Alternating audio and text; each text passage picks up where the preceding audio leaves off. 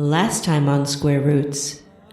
Hi-ho, to Orzammar we go, with a Bhalen here and a Harrowmont there. Hi-ho, hi-ho, hi-ho, hi-ho, hi-ho.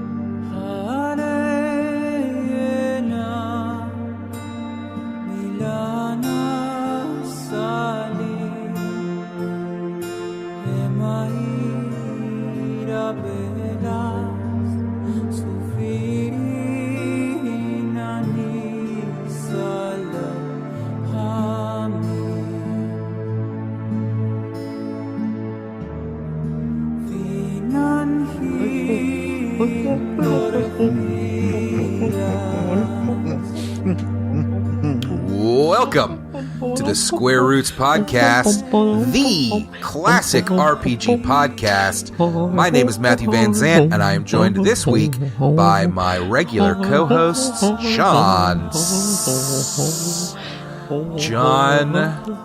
Barca, Brandon. What? Barca? Isn't that her name? Branca. Branca? Yeah. Whatever, John. And Vanessa. I'm Vanessa. Hi, everybody. How are you? Confused? Why are you confused? Isn't there another one? It really, I listened to last week's episode, and you didn't mention my name until like 30 full minutes into the episode. And we can't make it 10. But I am legitimately starting to get my feelings hurt. It's not really funny anymore.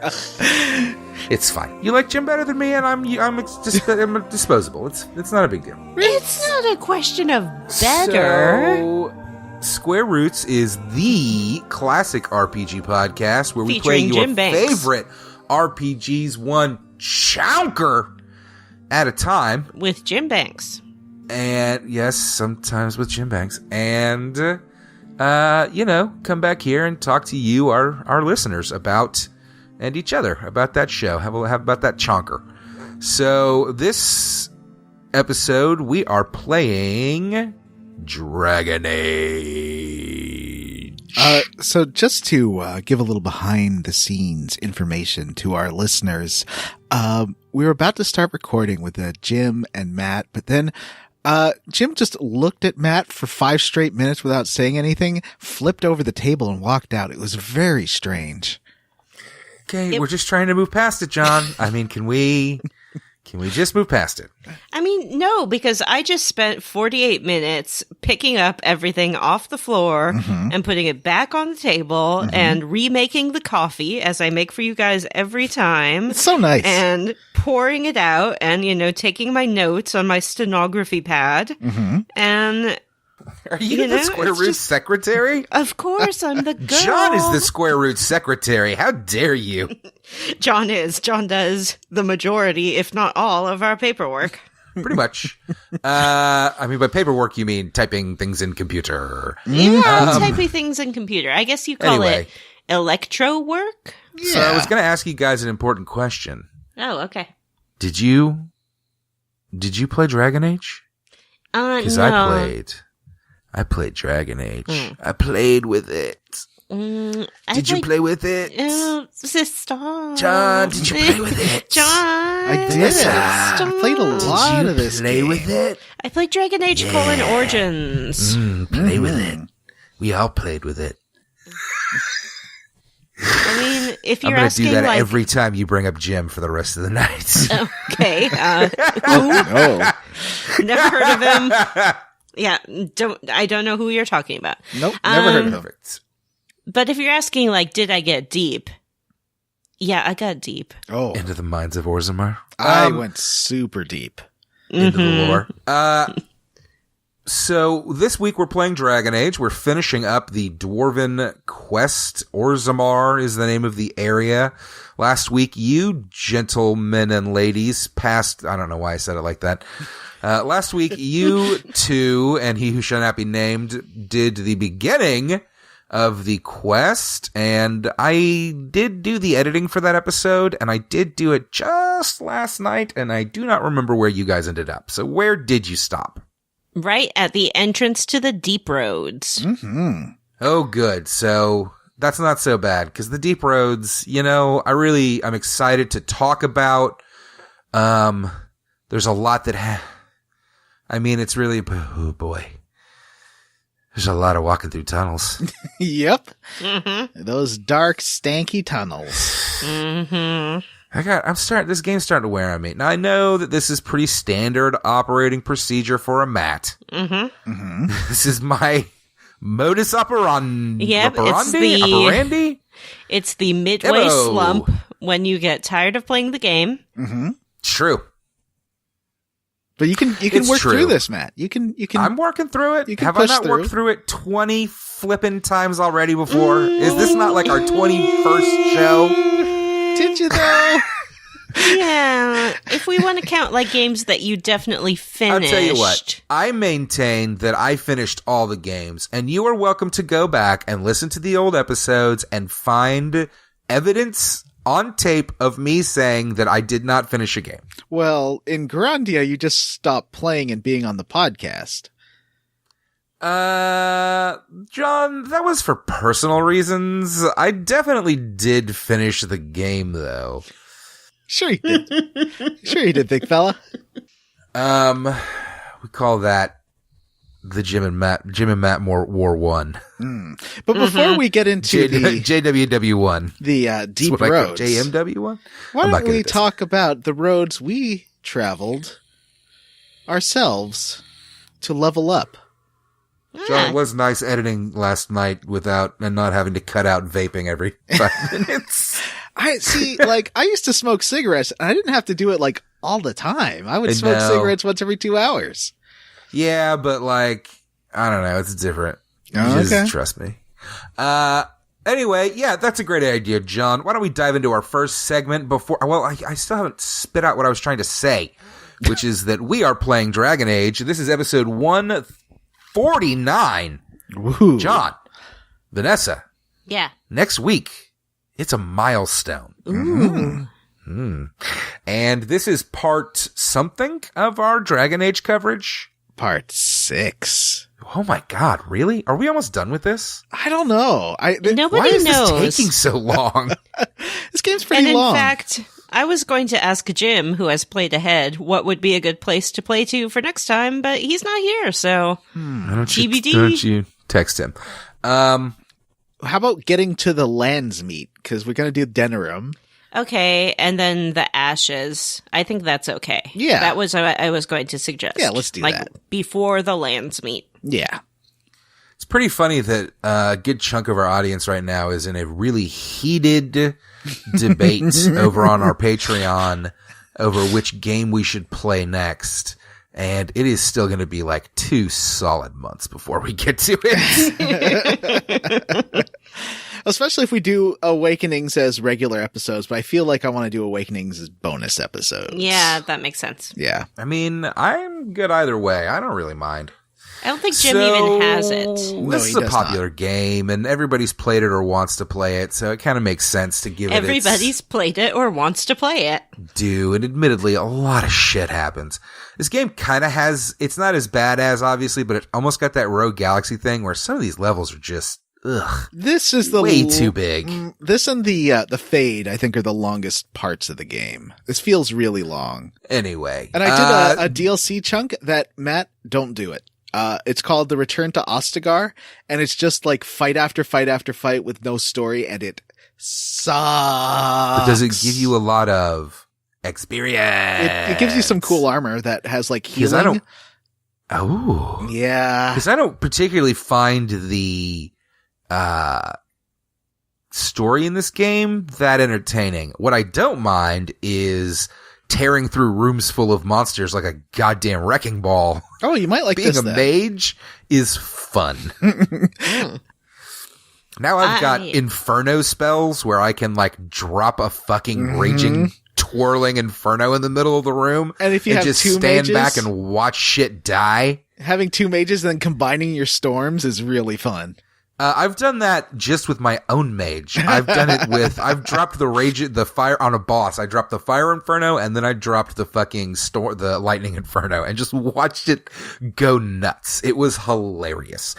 Anyway, level up, Matt. It is time for us to move on to our next. That's what I've been trying to get to, Jonathan.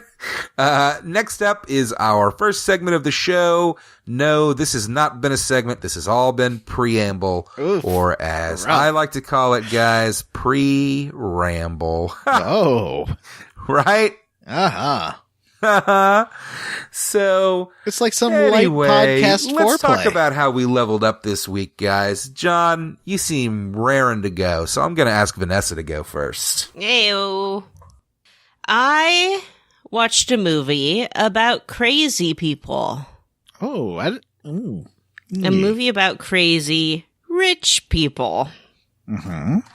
Did they happen to be from a certain continent? They were all residents of or descended from residents of Asia.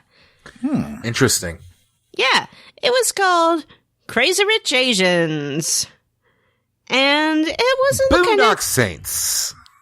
It wasn't the kind of movie I usually watch because I like a movie where there is a murder mystery or a movie where things blow up a whole bunch and superhero smash. But I watched this movie and it was real good. So if you're looking for a rom-com to watch with your sweetie this Valentine's Day, which has passed, watch Crazy Rich Asians next year with your sweetie this Valentine's Day, which has passed. That's about it. That sounds good. I heard it was good. I wish I had more interesting things to tell you about. I've been playing Assassin's Creed Odyssey still. Every day, all the time, all day, all the time. That's cool. I solved some riddles of the Sphinx, and I got a trophy that is called Riddle Me This. And I liked that. That made me smile. I started playing Spider-Man, which we will be talking about on a Patreon episode. Made me think about Into the Spider-Verse, a great movie. If you're looking for a movie to watch with your sweetie next Valentine's Day, watch Spider-Man Into the Spider-Verse. Yeah, do that. That movie's awesome. It is. We never really talked about it on the show. Much. We did. You were gone. Oh. It's very good. It's very good. I guess I got Oscar fever. Because the Oscars were, as of this airing, last night. So congratulations to Black Panther, the Best Picture winner. Wait, are you serious? Yeah. Were the Oscars last? Are you really? I missed the Oscars. Yeah. I thought those are in March. No way. Those were last night, and Black Panther won. Last night, as of the release of this podcast. Oh, so it's next weekend? No, John, it was last night. I'm so confused. Go with the bit. It's not that complicated. You know when this episode's coming out. Subtract 1. Okay. Jesus. Yeah. Wow. I couldn't believe that. Yeah. Black Panther for Best Picture. Olivia Colman. Academy finally gets it. Mm-hmm. Least problematic Academy Awards ever. It was great. Olivia Colman for The Favorite. Well-deserved. Fantastic actress. I don't remember the name of the gentleman who won Best Actor, but I did enjoy his striptease acceptance. So Good on you for that. Yeah. And I thought that not having a host was fine, except for the part where 3 different pairs of actors came out simultaneously to present 3 different awards because there was no host to tell them when to go. I thought it was really bold to have that Radio Shack robot be the host until it started telling some super racist jokes. Mm-hmm. Well, it really threw me off when Louis C.K. came out, and I was like, oh no, is he going to host? And for a minute, it seemed like they were kind of dipping their toes in with their audience just to be like, guys, and then the robot came on and shoved him off stage. Yeah. And that was pretty great. I think I heard his dick break, which would be ideal. Yeah. It was powerful. Okay. That was my joke. Thanks for listening. Bye. Oh, wait, we still have a show to do. John, you look like you're raring to go. Uh-huh. So, Matt, how did you level up? Oh, jeez. Got a new game. Ooh. And it is called Dead Cells. Uh-huh. I've heard of this game. Isn't it kind of an old game? It came out, I believe, in October, maybe August. I think it Was it a been remake? pre-release for like 2 years or something. Oh, really? On Steam or something? Yeah. I didn't hear about it before that, so I think you might be wrong. I do think that there were 3 or 4 really big and all very well reviewed Metroidvanias that all came out within like a month of each other last year. And those were Hollow Knight, 20XX, Dead Cells, Celeste, Others, followed by Guacamelee 2, which was big on that list. The Messenger. Anyway, that Dragon Boy game that you've been playing that I'm really jealous and want and keep waiting to see it drop to $20. This one's pretty fun. I read about it. I have tried a few of those and kind of, some of them didn't click. I liked Hollow Knight, but I didn't love it.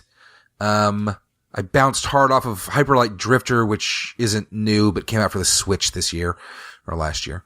But this one is good. It reminds me of Rogue Legacy, and I think you may have played that one, John. Yes, I love that game. So this one's a bit like Rogue Legacy. It doesn't have the humor, unfortunately, which was a big selling point for Rogue Legacy, but it's the same kind of idea where, you wake up in you are a blob of some kind and you inhabit dead bodies and become the head of the body. What? You inhabit headless bodies in this like fantasy prison. And, I guess you're just trying to escape. There's not much in the way of plot, which I'm okay with.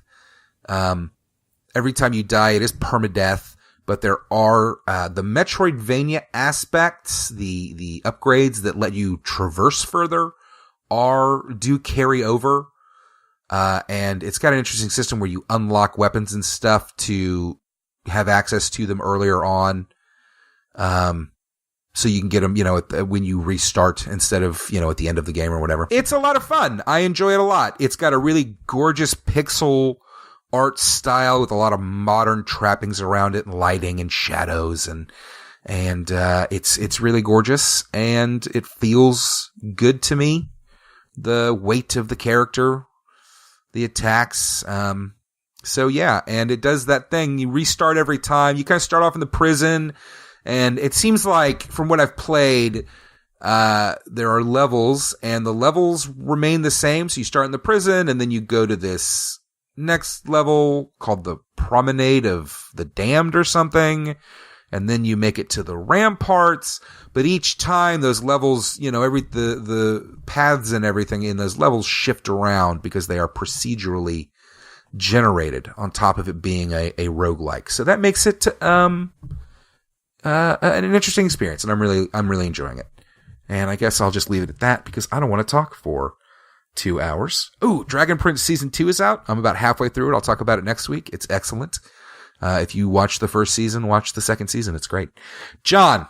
Yes. You seem to be raring at the bit to level up. John, we are 20 minutes into this recording, which is, I believe, what I generally consider the cutoff limit for level ups. So you're going to need to make this snappy, fella. Go! All right. Let's see. I've been streaming PUBG. Really fucking this up already. Oh, yeah. I saw some of that. And I was showing Vanessa how PUBG works. She was, because I've never played a PUBG because I do not like to play games with other people. Mm-hmm. I hate them. I hate their faces. I hate their stupid voices. Uh-huh. And most of all, I hate the way they hate that I'm a girl. Mm-hmm. Now, I agree with everything you just said. So, Vanessa, how would you describe the gameplay loop of PUBG? Okay, so here's how PUBG go. Uh-huh. You are in an aeroplane, and you skydive out of it to an isolated area. Then you run through these sort of abandoned buildings, and you find a whole bunch of weapons and body armor and things like that. You run towards a circle. John explained this all to me while I was watching him do it. Yep. You run towards a circle, so you do not die. And once you arrive in the circle, you stand in the middle of a field and somebody shoots you. Yeah. that is basically that's sort of my go-to strategy is you want to get out there into the circle as fast as possible and then maybe try shooting at a car that's driving by to really bring attention to you. I liked the part where you shot at the car that was driving by.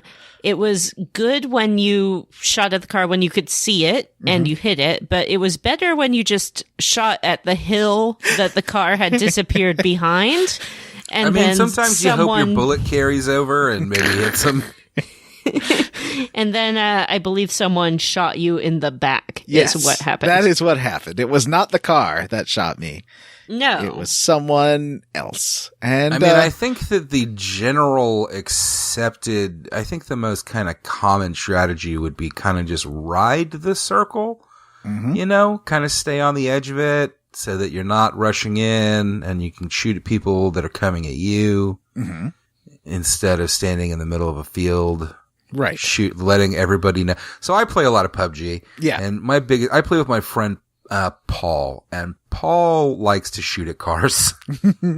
And Paul likes to shoot at anyone that he sees, no matter how far away they are. Yep, that's what I do. And Paul likes to yell at me when we lose because Paul is kind of mean. Paul doesn't accept responsibility for his own actions? Paul lately has not really appreciated me when he decides to start taking fucking pot shots. He always does the same thing. He goes, Matt, I can see this guy. I can see that he's at this direction, you know, this number on the thing. Do you see him? And inevitably I'm like, no, I don't see them. We're not in the same room. I'm probably not even in the same house, but no, I don't see them. He's like, I'm going to shoot at them. Can I shoot at them? And I will say no. And he will do it anyway. And inevitably I will be like, thank you for letting everyone in the area know exactly where the fuck we are, Paul. So I like streaming the PUBG because I'm very bad at it. And people, like, the most viewers I've ever got is just me losing at PUBG over and over again on my Twitch stream. So people like looking at that. One more thing. I bought tickets to this show. Paul F. Tompkins and Mark Evan Jackson from The Good Place and Brooklyn Nine-Nine. And I was streaming Dragon Age, and I bought tickets for me and a guy from the group, the meme and stuff group that we've been in for a while.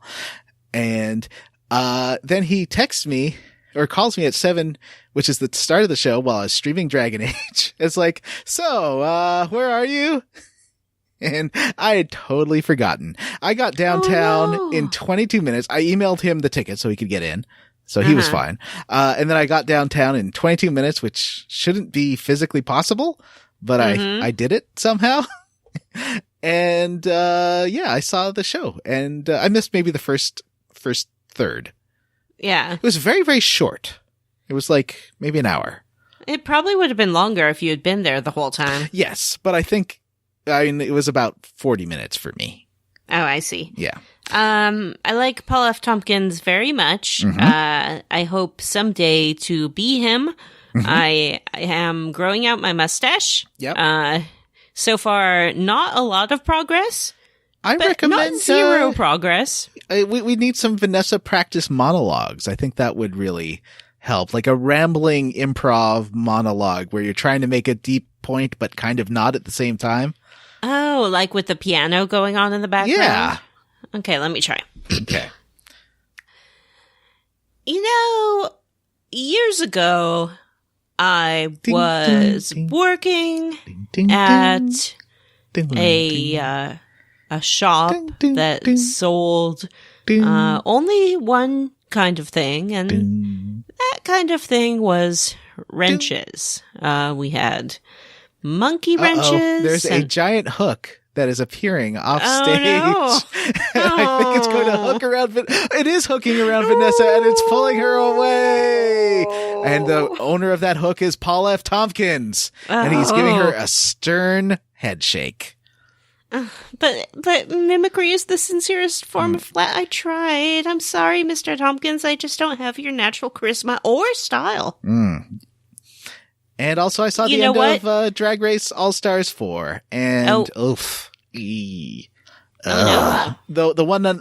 one performer I really wanted to win, the really talented one who is like Bayonetta, if Bayonetta were real, did not win and should have won because they were the best. Oh, I'm sorry to hear that. Yeah, it's okay. And let's move on to the quest log. I have a small correction to something I said before. Wrenches? Something about wrench store? No, I said that Paul F. Tompkins has natural charisma, and I think that that's dismissive of all of the hard work he puts into his comedy. Mm-hmm. So, in addition to natural charisma, Paul F. Tompkins is a hard worker, and that's all I have to say. He probably has a big penis. So this just in from listener Peter. He just wanted to correct Vanessa about something. Mm-hmm. This is real. This is not a bit. Oh, okay. Banshee is about a master heistman who goes to a small town where his ex-lover, a daughter of a mafia boss, lives with their daughter under a new identity and marriage. He goes to a bar where there's only one bartender and one other customer, the new sheriff in town, who nobody has seen. Two thugs come to the bar, try to rob it. The sheriff interferes and gets killed. Master heistman kills the thugs and takes the sheriff's identity, becoming the new sheriff of the town. And the town needs a sheriff, and there's an ex-Amish crime boss, an Aryan crime gang, a tribe with a casino. A mafia dad comes to the picture. At the same time, the heistmaster sheriff continues doing heists, and things are complex. Love, sex, loyalties change, lots of violence, people die. One season also has a military base to be robbed, and now you know about Banshee. Okay, and what did I say it was about? I think we agreed that it was about a Wendigo. Oh, okay. Yeah. Well, I was close. Yeah. I like Vanessa's concept more. Is it too late to make some changes to this show? I'd like to send them some notes. I actually might have claimed that it was about real estate developers. That is what I remember too. So I may have been a little bit off. Thank you, Paul, for that correction. Peter. Banshee, I have not seen it, but I did see Woozy What's-His-Face. Hang on, I got the playbill right here. All right, well, His Peter, name Paul, is, Matthew, Luke, and John, it's time for us to move on to the here he motherfucking is. quest Here's a log. picture of him. He's looking very handsome.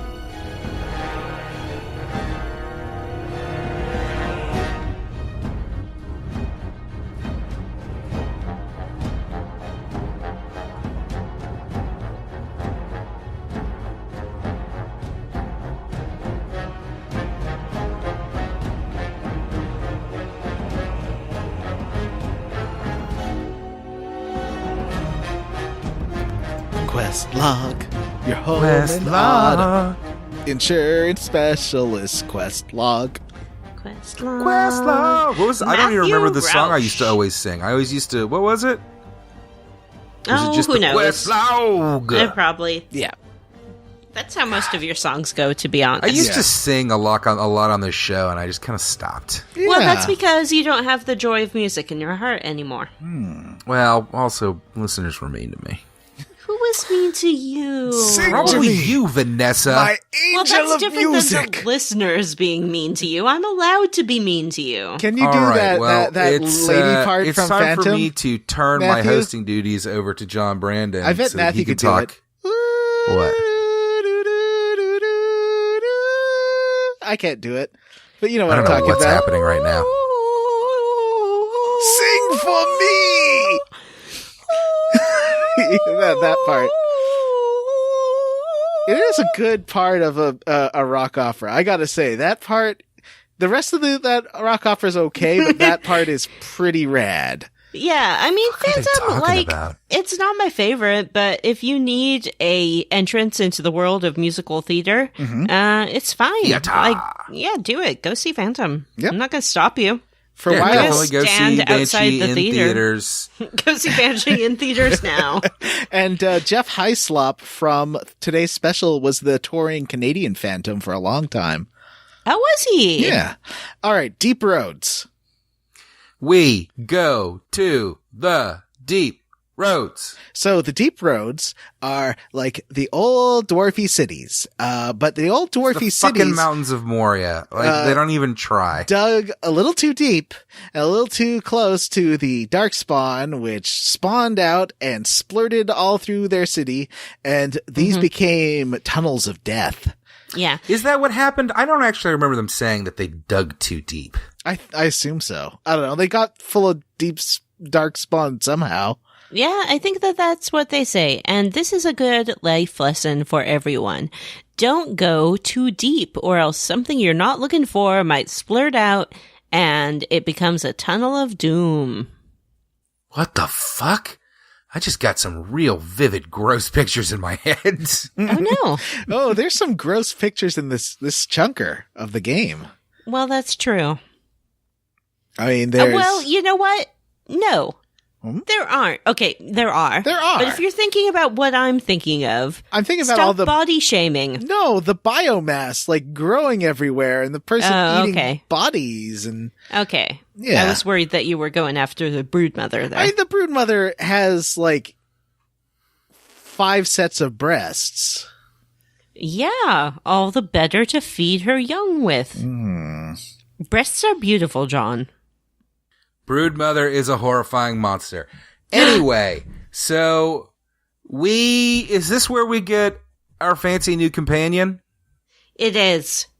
Yes. So we finally get a dwarf in the party. Yay. I don't think there's any people of color in this party though, right? Oh. I still maintain that Zevron maybe is potentially. And you're doing a lot of work for this game, Vanessa. I know. You're not getting paid. Don't put the hours in to make this game. And you know how Star Trek keeps redesigning Klingons to be less about people with face paint on? Mm-hmm. I think Sten, the first iteration of Sten, isn't super great. But, no, he's not. But they fixed that by Dragon Age 2. Is it, is Sten one of the bull people? Yeah. So he's like Iron Bull? Yeah, but he looks nothing like Iron Bull. He looks nothing like them. So it is a Klingon thing. Okay, that actually makes a lot of sense to me, John. I thought that might be the case. But I never bothered to look into it. I wondered if they just didn't have time to like do the models or like a separate body type for the Iron Bull, so he's just a bigger humanoid model. I think that, and maybe I'm wrong on this. This is something that I've thought for a long time. So maybe you can correct me. But I think that maybe it was like early MMOs and stuff that made developers like, not even early ones, but big ones like WoW that made developers think like, oh, people don't just want to play like humans or like elves. Yeah. Like humanoids. People want to play like monsters and shit. Yeah. Mm-hmm. So I think by the time Inquisition comes around, they're like, yeah, fuck it. You can be a fucking beast monster man. Yeah. But you still can't be a sexy it. panda man. No. Can you be a sexy panda man in WoW? Yep. I think so. Yep. I should ask my mom. She could probably tell me. I'll give you guys an update from Mom's Final Fantasy 14 playthrough. She started it. She's not in love with it yet. She's still playing more Elder Scrolls than Final Fantasy 14, but eventually I hope that she will have dumb stories to tell me that I can relate to the podcast. Matt will have Matt's mom's MMOs moments. I would Do you love think a she'll level come up. on the show to talk to us about it? Yeah, that'd be a good bonus. Man, I'm not having my mother on my fucking podcast. Jesus Christ. Which is to say, listeners, we love you. Thank you for listening to this dumb show. We don't take you for granted. John, let's talk about Oghren. He has red, long mustache. Very red. Mm-hmm. Go down to chest. Mm-hmm. Very chest. He's a pretty man. So the game seems to take it for granted that he was and is married to Branka. I wouldn't say take for granted. I think that they tease it along and then drop it. But they tease it along and then they drop it as like a bombshell. They foreshadow it. Oh, is that what's happening? Specifically say anything about it until he says something along the lines of, I married you because of your brains. Oh, okay. Because he was saying he basically went into the deep roads with her because she was trying to look for the anvil, which is a thing what makes golems. She took their whole house because she's a paragon, so she is super fancy. Lots of people under her, big boss. All of their relatives and their whole clan into the deep roads and left him behind. Why did she leave him? Did he choose to stay behind? He left. I think he like went a part way in and was like, oh, she's really? getting a little I thought crazy that he was here left behind from what he told me. Oh, maybe he was left. That could be it. I never learned why. I never talked to him really, but I guess I never really learned. There are some indications that Branka was in a relationship with a lady dwarf who we run into later. So that could be part of it. Also, Oghren is a sodding drunk, so maybe that's part of it too. Yeah, they seem to have a tumultuous relationship. Yeah, and we should explain this. And I actually did. This is one of the aspects of this chunk of this whole area that I enjoyed. I kind of liked the dwarfs' culture. I found it very interesting and sufficiently complex as to be believable. They worship their ancestors, and they believe that their ancestors return to the stone, the literal stone of the mountain, when they die. Mm-hmm. And every once in a while, a dwarf will do something of such great renown that they will be made a paragon, which is essentially a living ancestor. Paragons start their own noble houses, basically. Mm-hmm. It's like becoming a lord or a lady. And Branka, this dwarf that we're hunting down, is the only paragon that has been named in 4 generations. Right. And she's super important, but she's been gone for 2 years. Because she invented a smokeless coal. Yeah, Vanessa talked about that last episode. Yeah, she did. It was pretty uninteresting, actually. Wow. I'm not Vanessa right talking here. about it. The smokeless coal thing. Like, why would they not make it something cool? No, why is it I the liked it. lamest thing I've ever heard? She invented a smokeless coal. Why not she invented amazing swords? But Here's a one. smokeless coal is so much better. There are people in this country trying to invent a smokeless coal right now. Yeah, for real life, Vanessa, not for video games. For video games, just let it be swords. I'm sorry that clean energy isn't exciting to you, Matt. It's not. Climate change is not real. So anyway. Yikes. I'm just going to drop that turd in the middle of the room and walk away. Ooh, well, please don't. Yeah, so you are going... So basically, whatever house you've chosen to support, either Harrowmont or Bhalen, have said, we need to shore up support in the assembly by having the Paragons, what would you call that? Support? Yeah. Yeah, so you gotta go find out what happened to Branka. And if she's alive, bring her back to help resolve the dispute as to the next king. At this point, are we all supporting Harrowmont? Yeah, I thought about switching to Bhalen, but he's so slimy. Yeah, he seems like a bad guy. Yeah. Like, it says that he's like the most progressive, the more progressive option, but I'm like, no, he's not. He's just this fucking self-interested scumbag. I mean, if you've been reading all the pamphlets and memes that Bhalen's website has been sending out, you'll see that really Harrowmont is just letting whoever... Oh, no, it's the other way around. Bhalen, that's what you've been reading. You've been reading Harrowmont's literature that Bhalen will let whoever wants to come into the deep roads and into Orzammar. And meanwhile, Bhalen's like, no, like everyone's equal. No, you know what it's but like? Sure, support Harrowmont. I'll tell you what it's like. It's like when someone who has a political ideology that is not, identical to your own, but closer to your own than some people, is busted for having dressed in elf face in their youth. And, we have Bhalen, who seems to have this progressive platform, but we all know that he was doing elf face up in college, and it's not cool, and we have to hold people of our same ideology to the same standards that we would hold Harrowmont to. I just feel like pragmatically you're better off even with the history that he has apologized for going for Bhalen. Well, what about the elves who are living in Orzammar? Don't they have a voice? And they are supposed to be represented by their king. How can they feel? If you listen to Harrowmont, there should be no elves in Orzammar. Well, maybe there's a way that we can have Bhalen be king and then appoint a sub-king, and then he could step down as king, and that sub-king with the same policies without the elfist history could take the throne. Well, let's continue on. And we'll get back. We'll circle back to this at the end of this episode to see how we resolve the politics. I wanted to let the golem be the king, but it wouldn't Oh, let yeah. me. That was a good golem. Anyway, let's move on, because I think we're still in the first sentence of our 3,000-word notes. Yeah. So, the first stop is Hadouken Hadouken. Tig? Hadouken.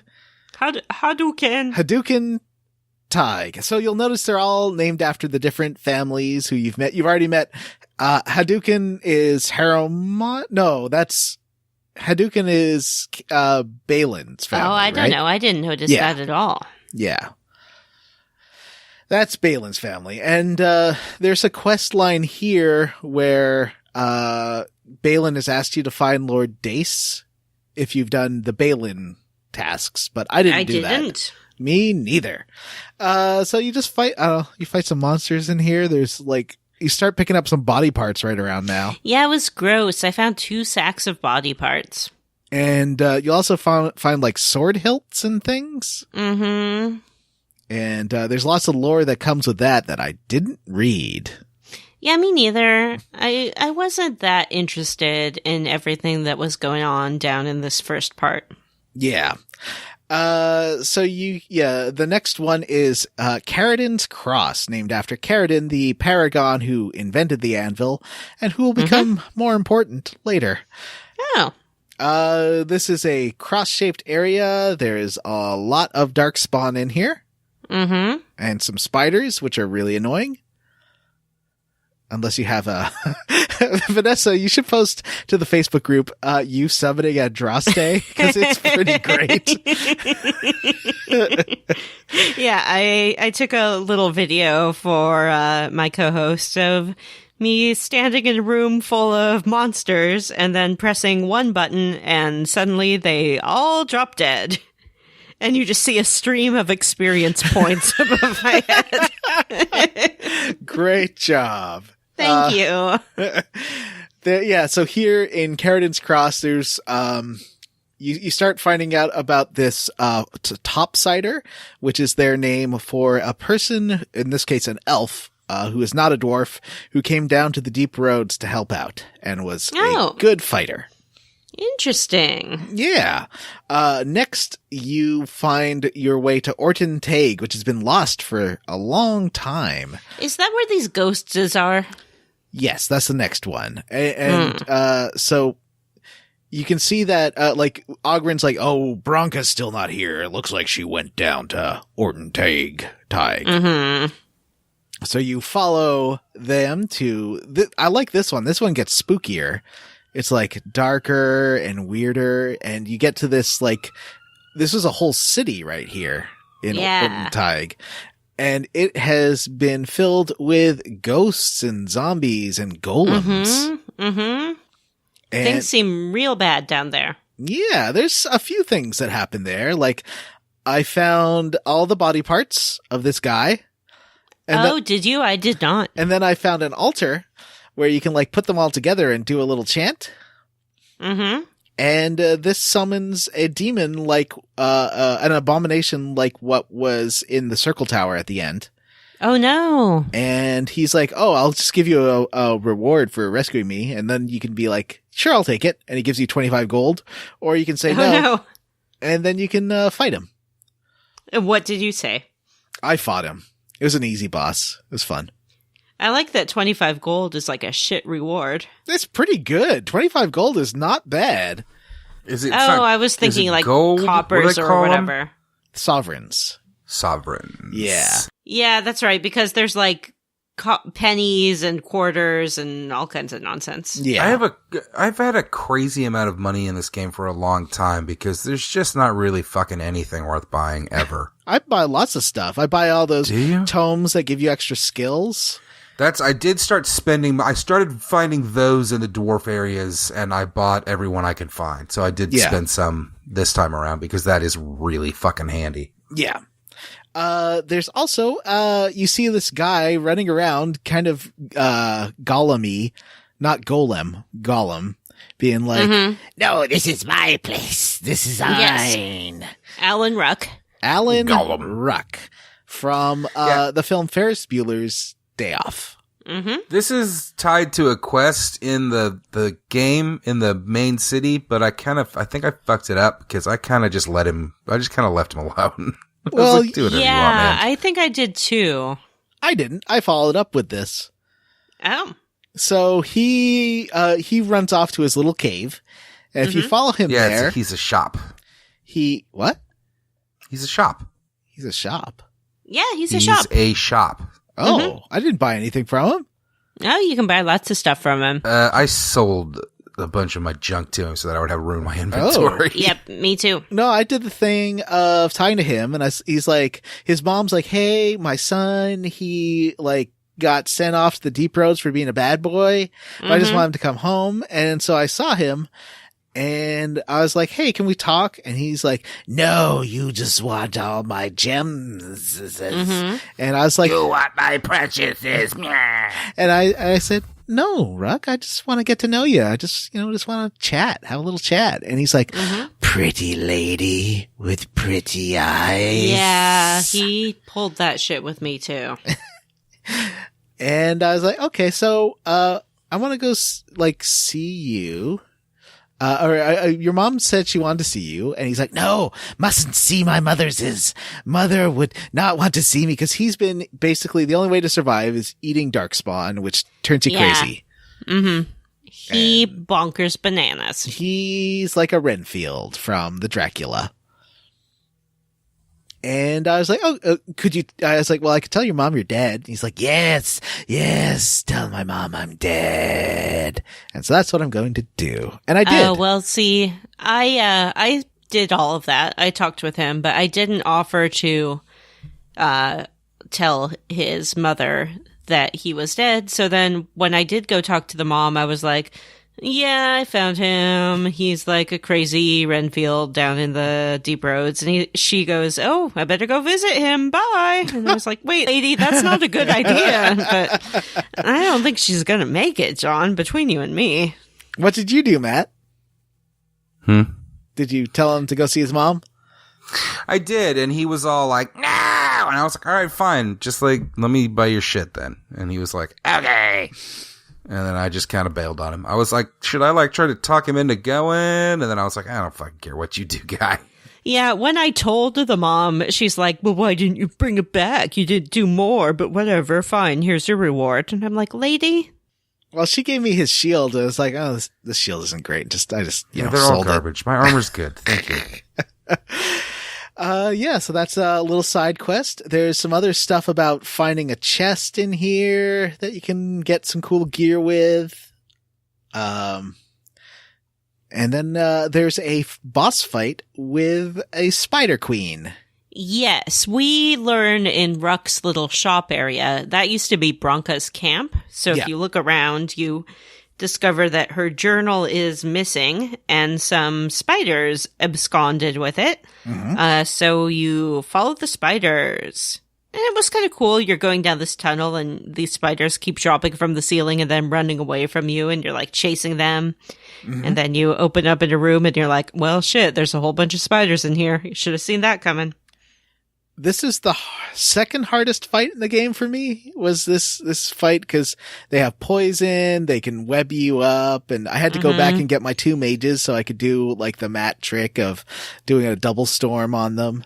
It was pretty hard. But I did find out in the map screen of the deep roads, if you hit the world map, you can just go to camp right away without walking back through all of it. Oh, really? You camp out in the deep roads? Nope. You camp outside. So you have to go back all the way in, but it's just instantly teleports you to camp. So you don't have to do that nonsense. That mechanic of blood stains crawling across the map is the fucking worst. Yes. Why does it take is it a loading screen? I guess it's a loading screen. Yeah, it's a loading screen. But sometimes it gives you random fights. Yeah. That is also true. I just want to know what designers were like, yeah, we'll make it a fucking old map. It'll look like old parchment and it'll look like something out of Tolkien. And we'll show your character moving across it by blood stains. Yeah, that sounds great. The most 2000s thing I've ever fucking heard. Well, wasn't in the trailer for this game, I think there was a Marilyn Manson song. Was I there? mean, I do still love Marilyn Manson. I think Mechanical Animals is one of the best albums I've ever heard. I listened to a lot of 90s alternative rock this entire last 2 weeks. That's all I've been listening to. So would you say, what was better for you? Antichrist Superstar or Mechanical Animals? Antichrist Superstar is my fucking jam. Mechanical Animals is a bit more David Bowie-like. It's a bit more crazy. I really like it. Although in Antichrist Superstar, Crypt Orchid is a rad song. I mean, I think that whole fucking album is good top to bottom, which there's not a lot of those. It does make me feel like a 17-year-old when he gets to the line is like, there's not enough middle fingers. Yeah, I mean, definitely part of it's nostalgia. Like, I don't necessarily feel like that anymore, but I did at one point. Yeah. Anyway, what happens next, John? He does drop the end. Fight a Spider Queen, and we do I did a lot of zippy zaps and firebolts. This was it took me maybe 2 hours to get through this dumb fight. Wow. Yeah. That's crazy. Well, yeah, I am crazy. After that though, you find the journal, and the journal's like, we moved on through the deep trenches and beyond, because Branka found some evidence that is where the anvil is. Mm-hmm. And it mentions Oghren. She's like, tell Oghren, no, what I have to say is just for him alone. So but it turns out what she had to say to him was like, your breath smells like beer. Mm-hmm. At Could this have written point, that down. Not in Wonka. this section. So there's the deep trenches and then there's the anvil. You want to make sure, I think you have to have Oghren in your party for the anvil, but if you have Shale in your party for the anvil. Oh, it's super important. If you want to, that's the stuff that happens if Shale is there has a whole new branch of the game pop up. Amazing. Yeah. So strongly recommend Shale be there. But I didn't get Shale. Oh, Shale's really one of the best written characters in a game. I like Shale and Wynn are always sniping at each other because he calls her the elderly one or the wrinkled one. It's really fun. Anyway, so you get to the deep trenches. The deep trenches have some neat stuff. Yeah, there's a cutscene too. Ooh. What happens in the cutscene? Well, we get there and we see our party sort of creeping to the edge of this chasm, and they look over the edge, and there's a whole horde of darkspawn marching along. And then up from the chasm flies a big old dragon, and I believe this is the archdemon we have seen in our dreams. And this means there really is a blight. There really is a blight. Is that what that meant? Mm-hmm. Yeah. So they are on the move. We get our first little glimpse of the archdemon. The warden decides not to just kill it. I guess it flies away or something. Yeah. But, yeah, pretty significant. I think the warden made a good choice because you need a whole army to fight that army, and probably trying to do it when there's probably four like you. just the four of us. Not great. Although, if What are you talking about? Real hero would have gone, braved the armies of the Blight, and faced the archdemon alone, obviously, and won. That's suicidal and stupid.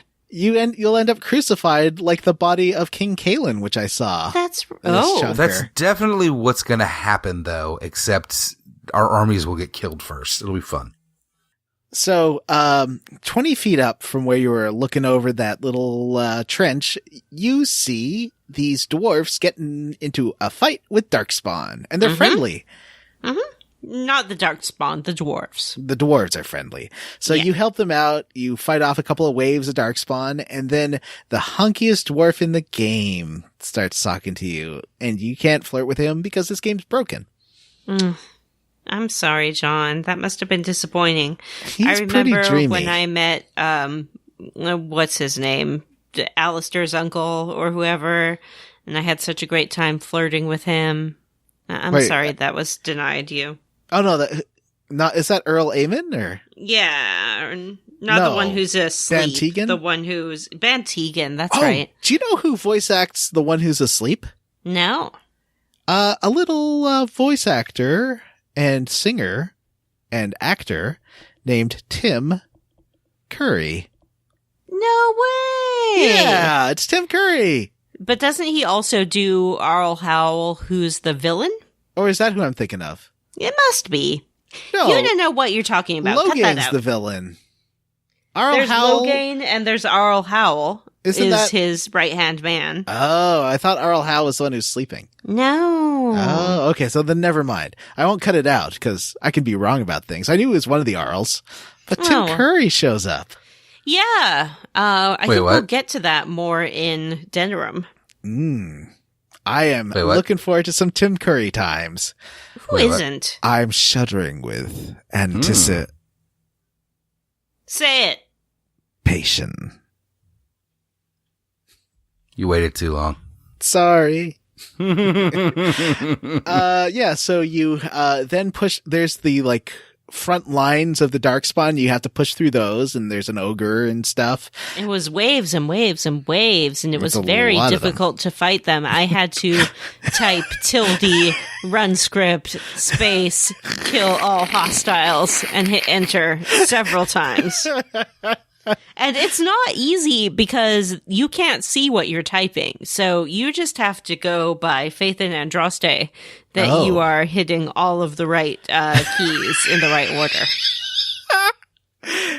Well, that's great. I'm glad that you sacrificed so much to play this game. And I did this fight, and then the Lost Legion moves forward, and the guy's like, I thought you were just crazy, but you managed to push them forward across this bridge. We've never done that before. And I'm like, oh, you're so dreamy. These guys are the Legion of the Dead. Oh, is that what they're called? That's what they're called. They are zombies. They're not dummies. They're deadies. Zombies. They're not zombies. They are ghosts. What? Don't know. They are ghosts. What's might be the people from that show, the Game of Thrones? Night Court. Yes. Game of Thrones.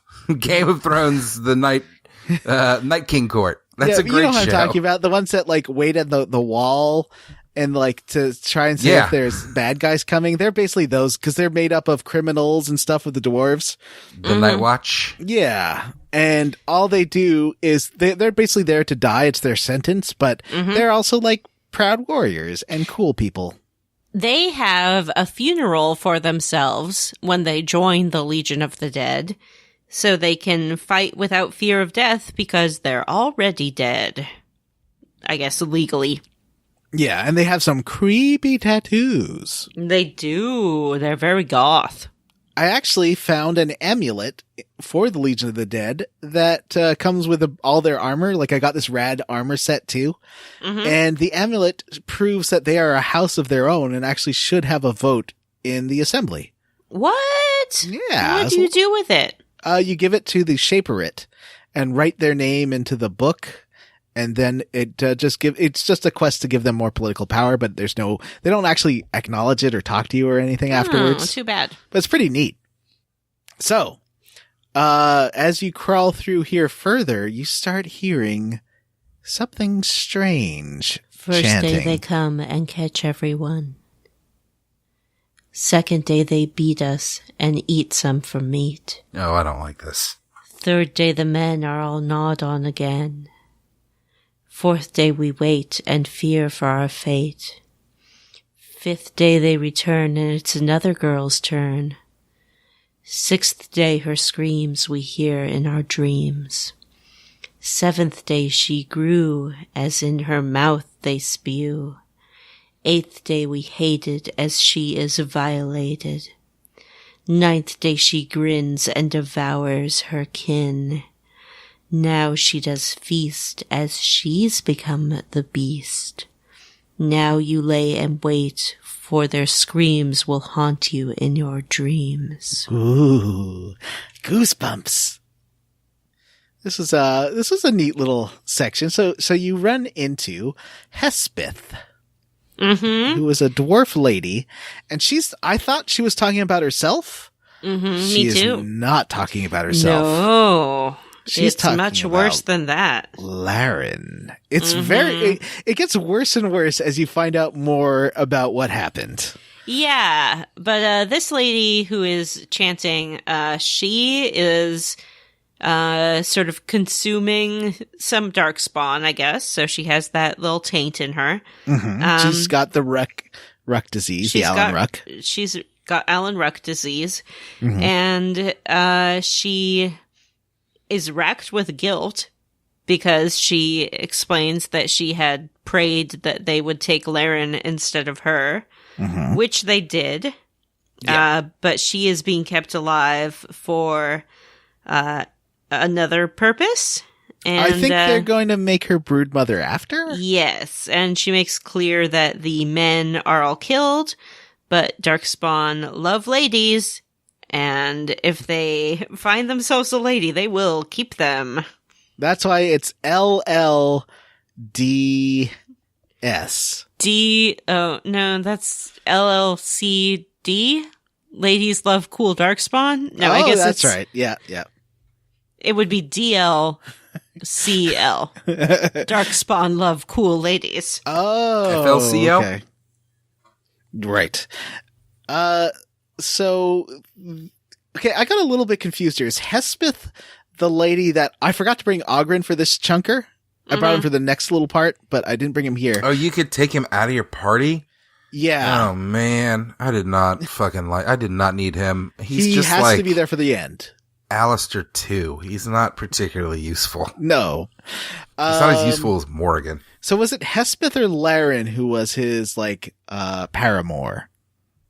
None of them. I thought he was cheating on Bronca with one of those two. No, Bronca was cheating on him with one of those two. Oh. Bronca was with Hespeth. Right, because one of them talks definitely about being said in love. One of them referred, I think it was the crazy one, I think, referred Hespeth to Bronca as her lover. Mm-hmm.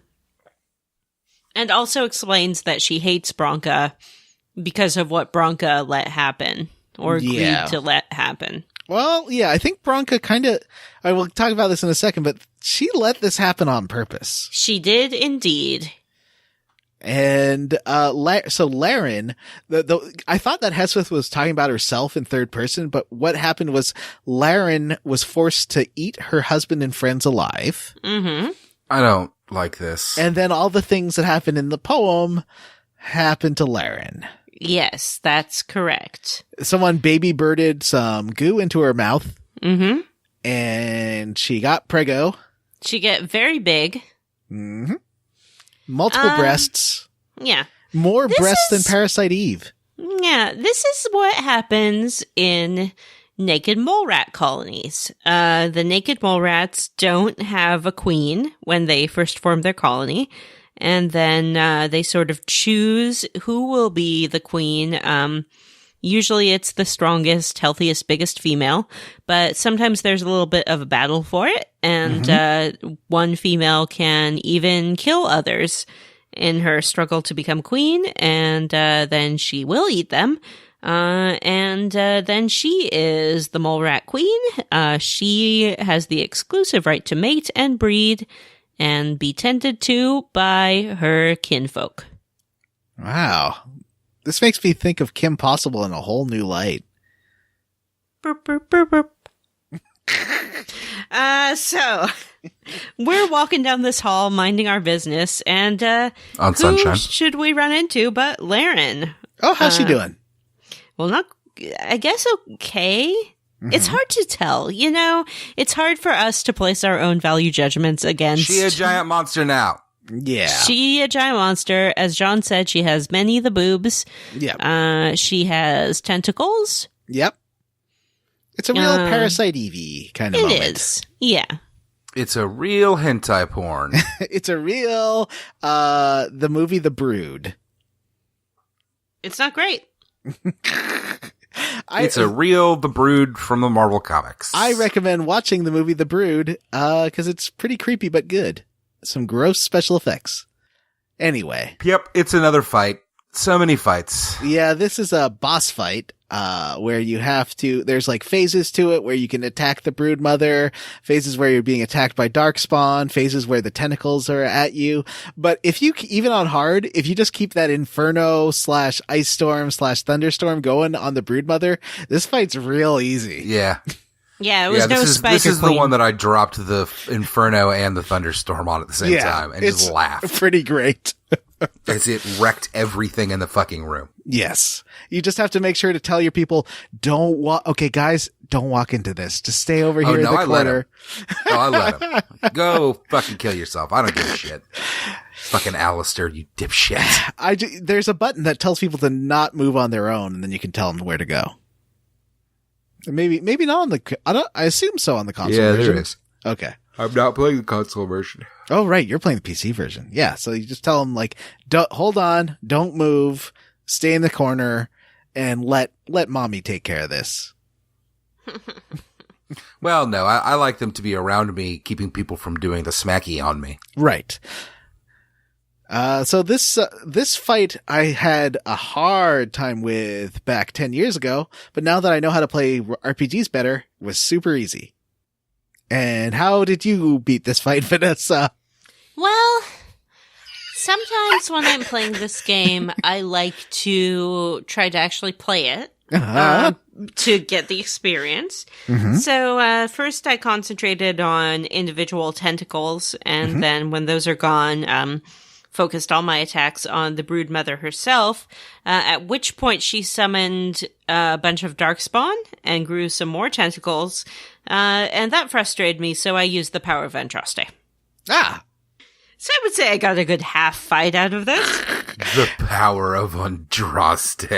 You fucking asshole. And now, after that, there's, I guess after that's the end of this section, the Ortentag, and you go the deep trenches, and you finally get to the anvil. Hooray! Some interesting shit finally happens. Yes, and remember, you want Oghren, I think you have to have Oghren and bring Shale. I didn't bring Shale. I don't know why you always talk to our listeners like, if they're playing along, they've already played. Well, maybe they haven't. You never know what could happen. So, you get to there and, just out walks Branka just waving at you guys. Yeah, she's like, what's up? Hey. You found me. Get the fuck out of here. I hate you. Pretty much. You're like, what? And she's like, yeah, so I really want to get to this anvil and I'm having some problems getting there. So like, first I asked my dwarf buddies to like test the traps and try to disarm them. And I ran out of dwarf buddies. And so then like I fed them to the darkspawn. And then now the darkspawn are like, they call me mom and we're friends. And now I'm getting the darkspawn to test the traps. Yeah, she decided that it was, rather than just use up her dwarf friends testing the traps, she would have them breed some test subjects for her. And so she basically threw her lover into the darkspawn, and then everyone else. Was she crazy before she went this? Unclear. Okay. But she's certainly obsessed with this anvil. It is all she cares for now. She is a monster. Yes. And even if you agree with her and are like, oh, we'll help you out, she still like throws darkspawn at you for reasons. She wants you to go through all of the traps because she hasn't been successful. Then why is she throwing darkspawn at you? I don't think she did. I think that's maybe part of the trap or something. No, it seems like, at least in mine, she was bringing them there to attack. I don't know. I could have said something that annoyed her because there's like, I didn't get that impression either. Oh, okay. Well, maybe I'm wrong. I thought they were just sort of there because they were testing the traps and then they saw you and they're like, oh, we don't like you. Well, like, she'd have a monologue about how she was using them, and then a wave of them would come, and then another monologue. Yeah, she has a lot to say, and none of it is particularly prescient. Yeah. There were, like, 2 tripwires and a couple of bear traps. She made it sound like this was the fucking labyrinth of Well, there's a bit more than with that. The There's Minotaur. What's that called? The Labyrinth of The the Labyrinth? Minotaur. Yeah. No. Whose labyrinth is it? The Minotaur. No. Something like King that. Who's It? Is that who Yeah. you're talking about? King Yeah. Who's It, who stuck the Minotaur down there after Right. his wife had sex with a bull? Yeah, she did. Yeah. Anyway, so there's some traps. First, there is a gassy room full of rockmen. Mm-hmm. And this is very easy if you just walk in, trigger the rockmen, and then walk back out again, so you don't have to fight in the gassy room. Oh, clever. That's how you do it. And the gas just takes care of them? No, but they just come out one by one or 2 by 2. Oh. And then you fight them without being poisoned, so it's easy. So that's my John's hard mode strategy is stand outside, send one person in, then lure back the golems outside and kill them there. In the room, there are 4 levers, which you can pull, which shut off the gas. Oh, I missed those. Yeah, you probably didn't need to even see them, because once you kill the golems, the other door opens. Yep, that's what I did. And then you go through, and there's a spinny there's a 4-sided pillar with a face on each side, and altars in front of it. I hate it. And ghosts. No pillar. And this is sort of a puzzle boss. Zelda-style puzzle boss. It wasn't tough. Pillar No. is immune to the power of Andraste. Oh, no. So I had to, like a schmuck, kill these ghosts, and then when you kill them, one of the anvils is activated, then you have to activate the anvil, and it shoots the pillar, and I had to do the whole thing. 8, you have to do it 8 times to blast every side twice. And basically. you have to be blasting the right face. If you blast a face that's already blasted, then you've wasted a blast. Well, you need to blast them once, all of them once, and then all of them again a second time. But the easiest thing is just do if you only kill one ghost, if you only attack one ghost, just always attack the bottom ghost, because then you can just only attack the one, and it's always going to be the right one because it's turning every time you kill it. Yeah. So it's really easy. It just takes a long time. Mm-hmm. It's tedious. Yeah. So that was the little puzzle boss. You do that one, and then you get to the anvil, and there's a big sexy transformer. Mm-hmm. I liked him too.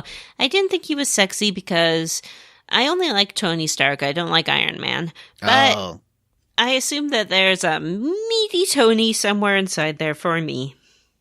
He's got the chest for days. Mm-hmm. He does Every not day skip of chest the week. day.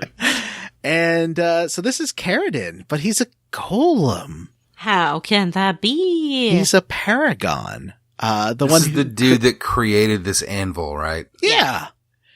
So we're here because Bronca wanted to find the anvil of the void that would allow her to make golems.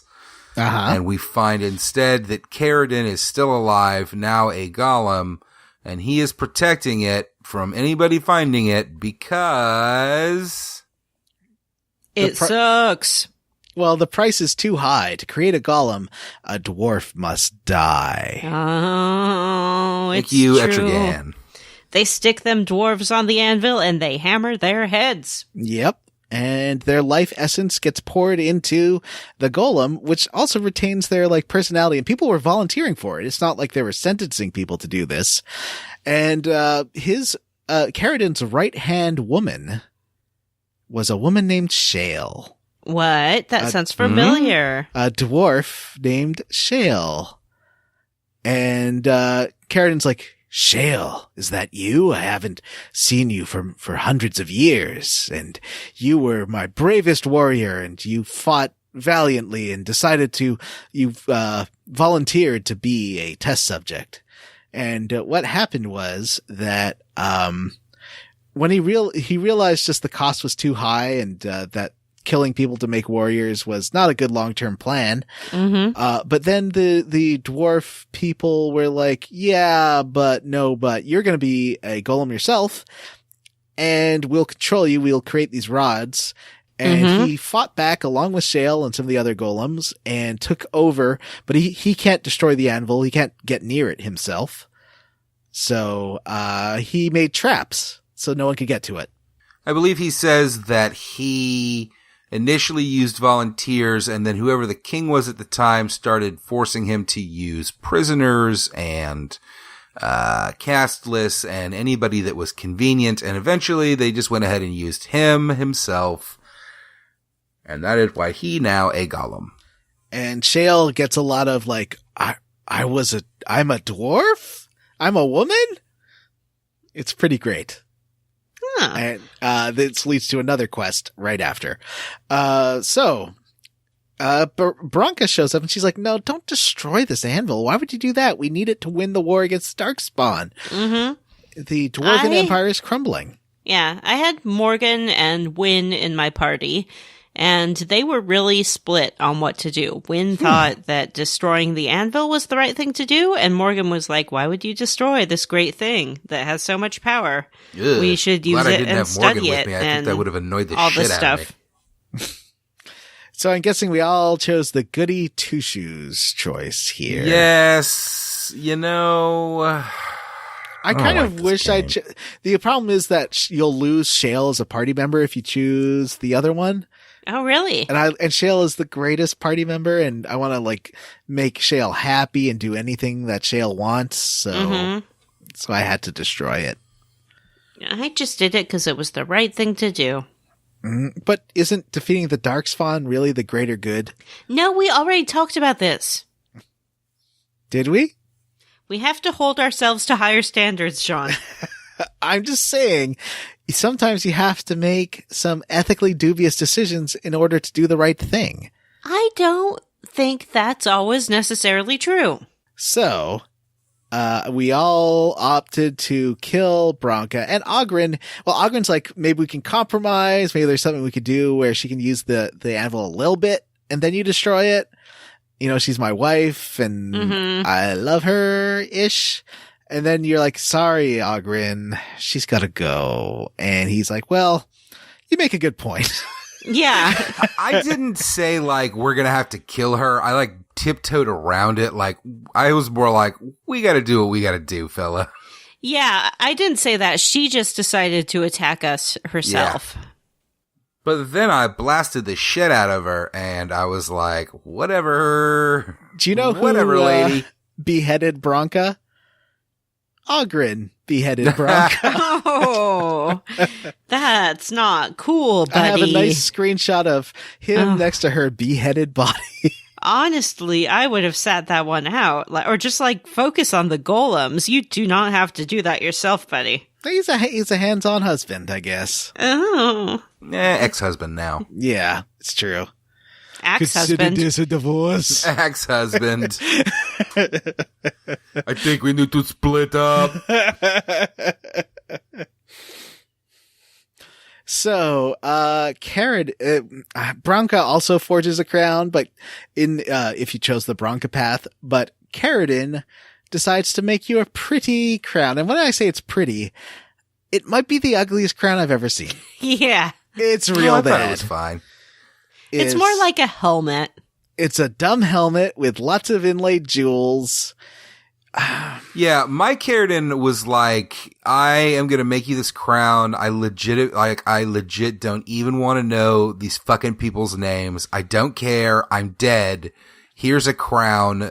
Give it to whoever you want to be king. And I was like, And then since we're fighting the Darkspawn and we've got this, super bad war going on, obviously Caridin's like, I'll help out until this war's done and then throw myself in the lava. No, Caridin's like, I gotta throw myself in the lava. I know now why you cry, but it is something I can never do. And then he thumbs up as he boils to death in the lava. And he also Shale screams jumping in because he's a afterwards. lobster. There is a fun cutscene of your character destroying the anvil, though. Yeah. My normal human just walks up to anvil and picks up a hammer and apparently becomes Thor because this anvil, which, let's be clear, an anvil is made to absorb the blows of a hammer. That is its purpose in life. But this human, just one strike does it. Maybe it was imbued with some kind of anvil reckon power. There was no indication that was the case. That's true. And I wish you could have, like, given some commentary back to Caridin about, like, could you, like, maybe make this helmet, this crown a little prettier? I feel like the only person... That is a Paragon-made crown, John. It is. It's really special and fancy. It has his special stamp and everything. Yeah, and the dwarves make it clear when you bring it. They're like, there is no doubt this is the finest craftsmanship we have ever seen.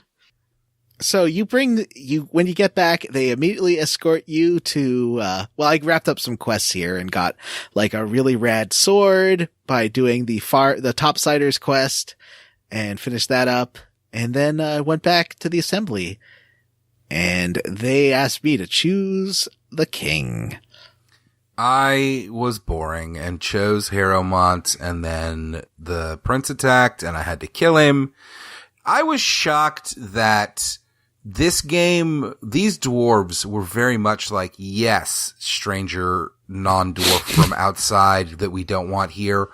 Please come kill about 700 of our people for us. Like, between this and the mob or whatever that you killed last time, I killed thousands of their people. You aren't just any stranger, though. You're a Grey Warden. I'm still a human mage. Like, so my one went a little bit differently, Vanessa. I want to hear. Okay. What did you do, you little jerk?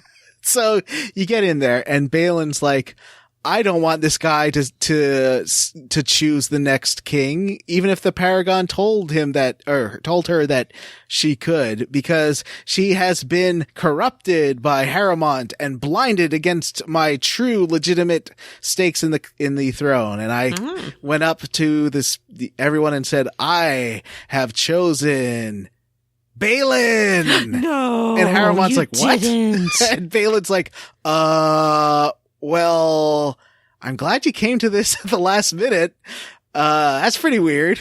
Thanks. John, no.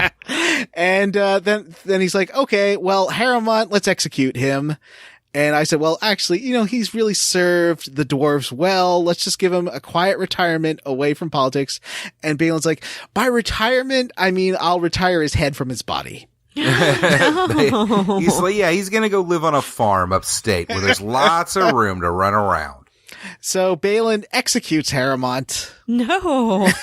And brings in his progressive policies of hope and change. John, that's not how you start a new administration, with the execution of your political rival. So, did Prince Peter Baelish agree to send dwarves to fight for you? Oh, yeah. I also talked to the Lost Legion after I granted them house status, and they are going to come fight with us too.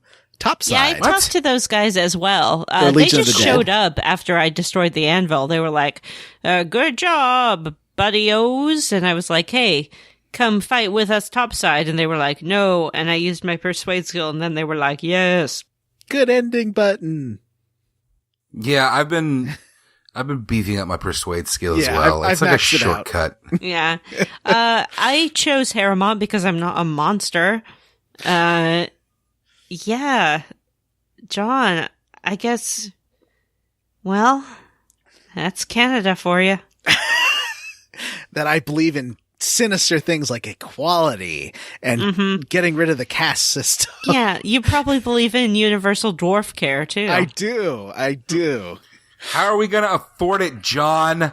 God. So anyway, I've appointed Bhalen Sanders as my candidate, and a voice for change. Sorry. My legs hurt. And I'm stuck with... I have a sunburn. I just wanted you guys to know that. Horzamar Schultz. How is your lungs hurting from a sunburn? Legs. Oh, I thought you said lungs. Oh. Did you hear lungs? I thought you said that you weren't going to go to the beach today.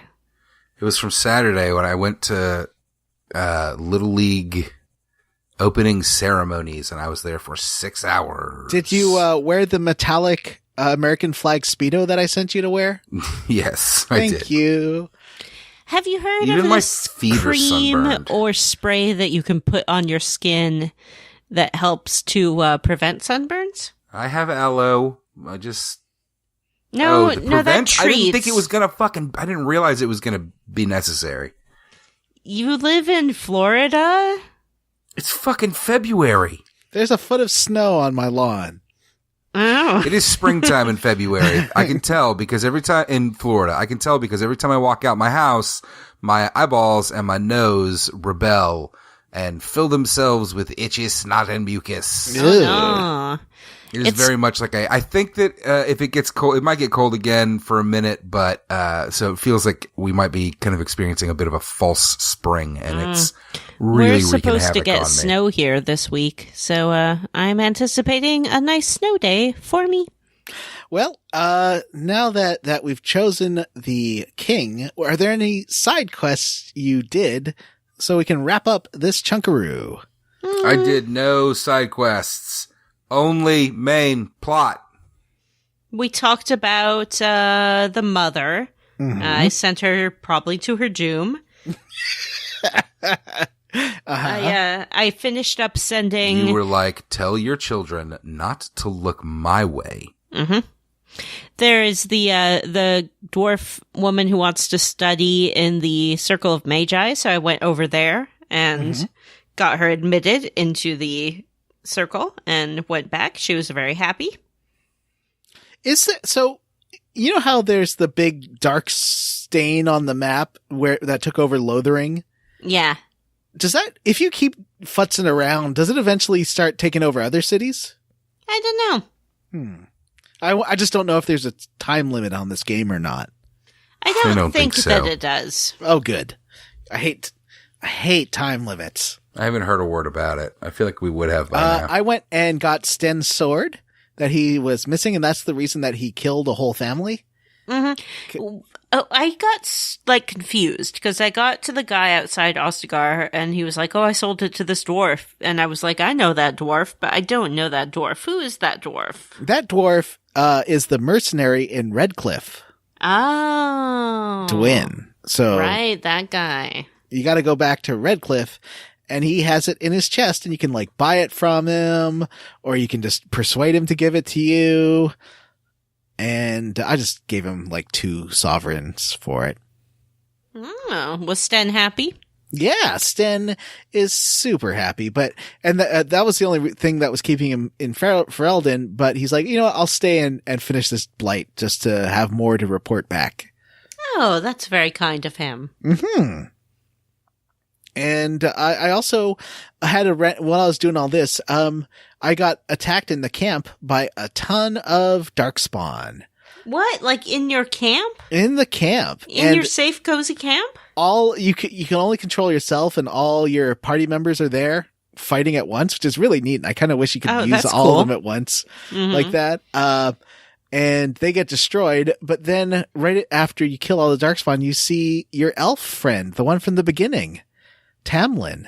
I have no elf friend. Oh, I remember your elf friend. Yeah. The guy you didn't want to make out with. Yeah. He was called me that nickname, Lanlael, and then walked off. So I don't know. He's not dead. What was he doing? Just hanging around? Hanging around with the darkspawn. He looked all moldy. Oh, poor buddy. Mm-hmm. So, did you have any weird stuff like that happen, Matt? No, I had nothing happen. All I did was the main quest. Okay. What about you, Vanessa? I flirted with Alistair some more. Ooh. He's already explored your deep roads. Ugh. I did dump all my gifts on whoever was in my party at one point, which was Alistair, Morgan, and Leliana. Leliana. And Leliana? Somehow, even though I gave Alistair his mother's amulet and Morgan her mother's tome, Leliana is the most in love with me. I'm almost maxed out on the scale, which I find very weird. She's always around. I do not like her. I wish that I had any other character in my party. She is the only one with lockpicking. She is absolutely necessary. I totally maxed it out on her, which was totally worth it. except for there are still the occasional chests that I cannot open, which, what? Yeah, I have that too because my dexterity is not high enough. It's a... Oh, so you have to beef it up for her? I've been doing this thing where basically every character I only increase one stat. Alistair is very strong. I also got in this random encounter where I got rushed by a bunch of wolves, and then there was a sign saying beware of wolves after you do this fight. It was real dumb. That's pretty great. Yeah. And I think that's it for our quest log. Where are we playing to next time, pals? Well, there's a big meeting where they sort of decide the fate of Ferelden called the Landsmeet, so we'll stop right before that. We'll do all the Denerim stuff, and also do the Urn of Andraste, Sacred Ashes, which is a side quest. Okay. Sounds like But it's a pretty long one.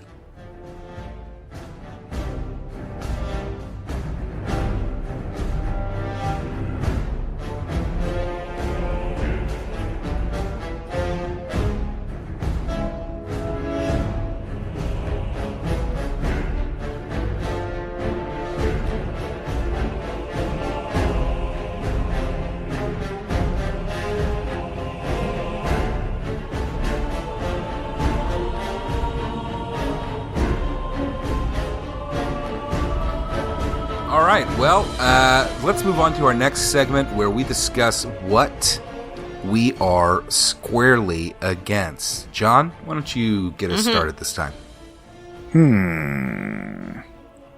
I am roundly for the screen-filling spells that destroy everything. They're super fun. Excellent. Vanessa, what about you? I am roundly for the creepy poem and chanting. I performed it all at once, but when you're playing the game, you kind of get one line here and one line there as you progress towards this woman. It's very spooky, very good. However, I am squarely against abducting women and making them your brood mother. Don't do it. Matt, what are you squarely against? I'm squarely against Leliana not being able to open treasure chests still. Like, what the fuck, game? Jesus Christ. Fuck you. I'm not coming back. And that's it, I guess. So, usually, at this point, we do the end of the show. We've got some emails that we wanted to read today, though. Who wants to read the first one? I will. Vanessa. Oh, boy. Email. Just listen to your second episode. I agree with you about the dog not being fun because he can't talk back. But if you're on PC, there is a mod to make it so you have an extra dog slot. That's in quotations. Extra dog slot. So I guess he means like extra dog slot, you know, like quotations. I guess technically it makes the game easier, but on the other hand, dog. From Jerry. I want to do that. Yeah, me too. That sounds great. I want to do that too, actually. I think it's stupid that the dog is a party member. He should just be, like, hanging out with your character. All right. John, I think you should read this next one. Okay. Just wanted to say, thanks to you guys for doing a podcast that's unabashedly cucked take on video games. But really, so much of gaming culture has been bogged down with vulgar dirt, people's vile rhetoric. It's a nice reminder that video games can be a reasonable thing for reasonable adults. Am I reasonable, though? No. Am I even an adult? No. No. Cis white men like myself can handle a game with normal-shaped women, a trans elf, and so on. Ironically, they can be a great way to experience other points of view, and for many, that is the whole point. That it's such a bummer to see a bunch of doofuses whinging about insert marginalized group in a video game. Whining, I believe, like John. I believe they're whining, not whinging.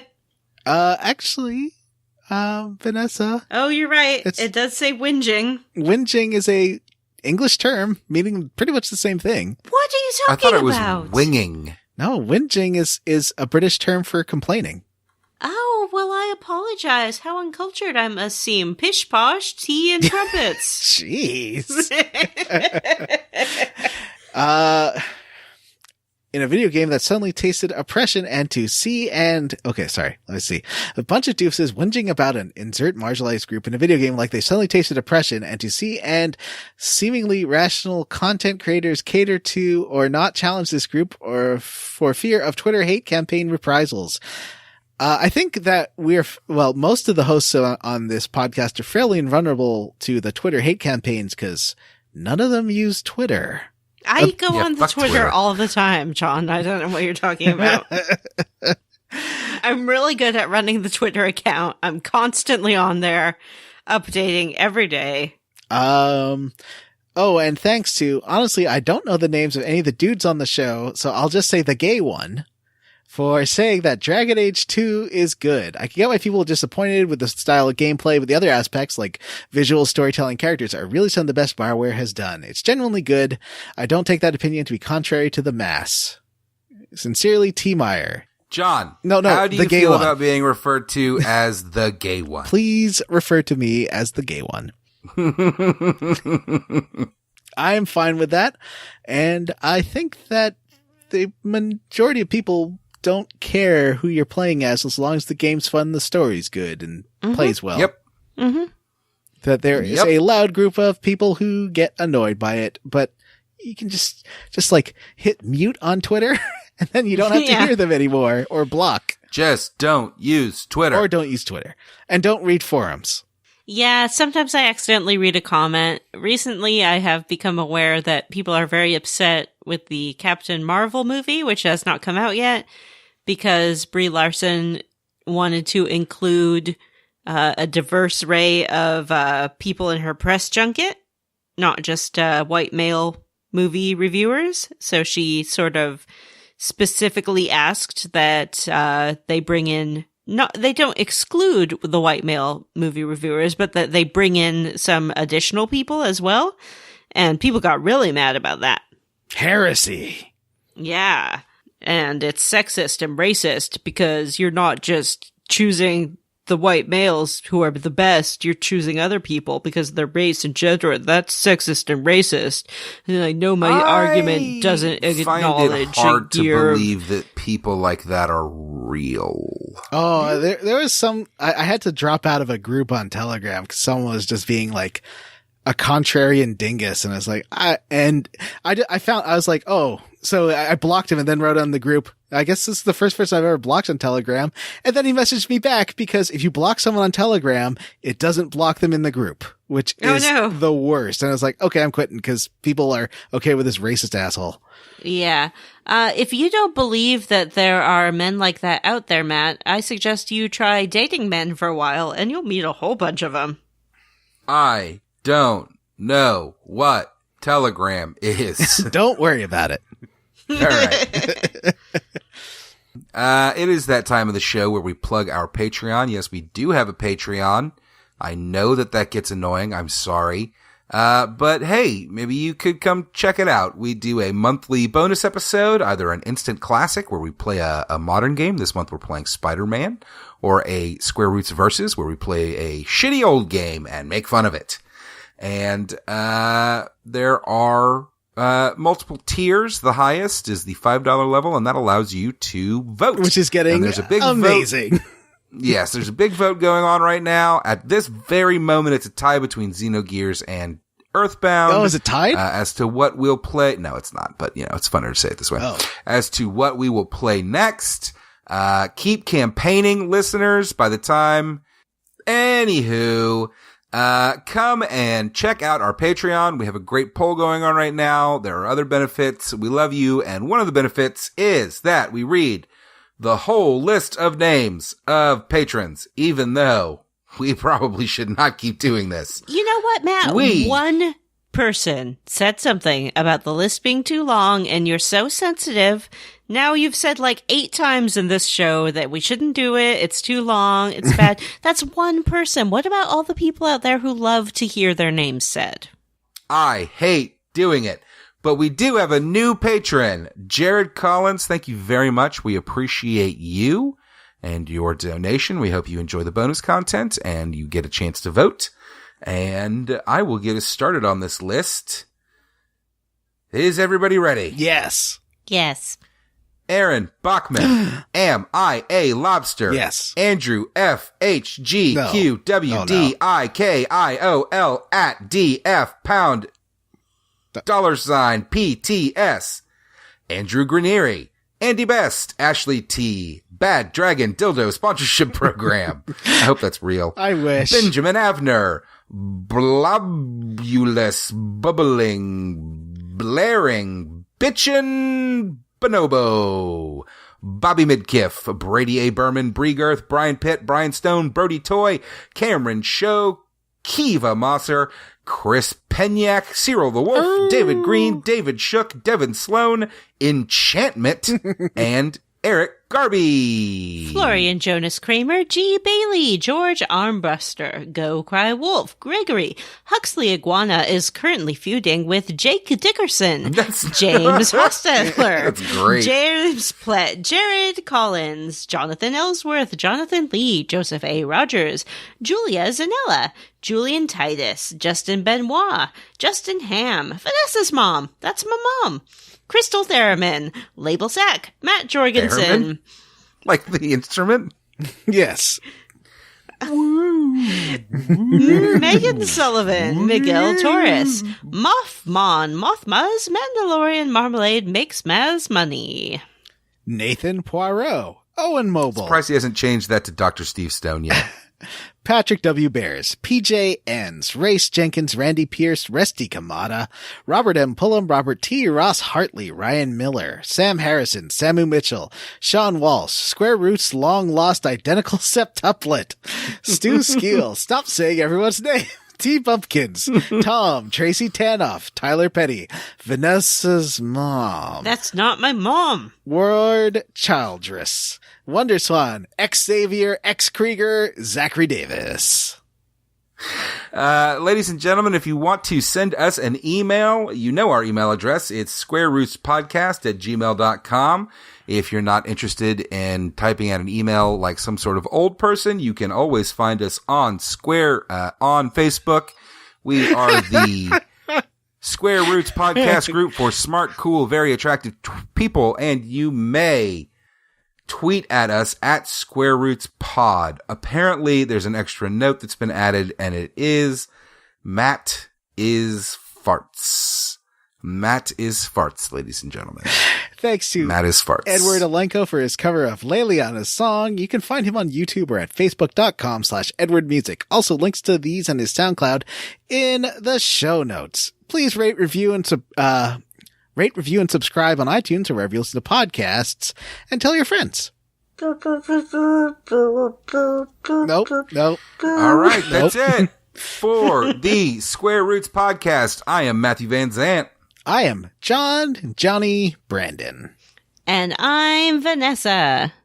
Bye. Bye. First day they come and catch everyone. Second day they beat us and eat some for meat. Third day the men are all gnawed on again. Fourth day we wait and fear for our fate. Fifth day they return and it's another girl's turn. Sixth day her screams we hear in our dreams. Seventh day she grew as in her mouth they spew. Eighth day we hate it as she is violated. Ninth day she grins and devours her kin. Now she does feast as she's become the beast. Now you lay and wait, for their screams will haunt you in your dreams.